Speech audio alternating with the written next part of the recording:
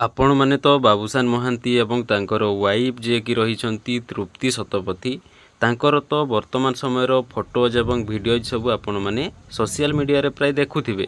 କିନ୍ତୁ କ'ଣ ଆପଣମାନେ ଜାଣିଛନ୍ତି ସେମାନେ ତାଙ୍କର ବିବାହ ପୂର୍ବରୁ ଏବଂ ନୂଆ ନୂଆ ବିବାହ ସମୟରେ ସେମାନେ କେମିତି ଦେଖାଯାଉଥିଲେ? ସେହି ସମ୍ପର୍କରେ ଯଦି ଦେଖିବା ପାଇଁ ଚାହୁଁଛନ୍ତି ତେବେ କମ୍ପ୍ଲିଟ୍ ଭିଡ଼ିଓଟିକୁ ଦେଖନ୍ତୁ। ଏହି ଭିଡ଼ିଓରେ ଆପଣ ଯେଉଁ ସବୁ ଫଟୋ ଗୁଡ଼ାକ ଦେଖିବେ ଯାହାକି ହେଉଛି ସେମାନଙ୍କର ଅନେକ ପୂର୍ବର ଫଟୋ ସବୁ ଏବଂ ସେମାନେ ପୂର୍ବରୁ କେମିତି ରହୁଥିଲେ, କେମିତି ଦେଖାଯାଉଥିଲେ ସେ ସମ୍ପର୍କରେ ଆପଣମାନେ ଦେଖିପାରିବେ।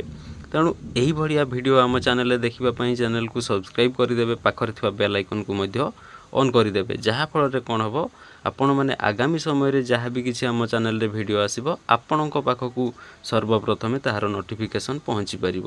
ତେଣୁ ଏହିସବୁ ଯେଉଁ ଫଟୋ ଗୁଡ଼ାକ ଆପଣମାନେ ଦେଖୁଛନ୍ତି ଏହା ତାଙ୍କର ବିବାହର ପ୍ରଥମ ସମୟରେ ଏମିତି କିଛି ସେମାନେ ଦେଖାଯାଉଥିଲେ।